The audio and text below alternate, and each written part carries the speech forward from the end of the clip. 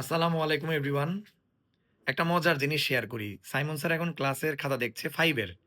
এই 5 এর খাতা যারা দেখেছে তারা সাইমন স্যারকে বলেছে যে 6 এর খাতার চেয়ে 5 এর খাতা বেশি ভালো করেছে ছেলেমেয়েগুলো। এর পেছনে একটা রহস্য আছে। রহস্যটা আমি শেয়ার করি।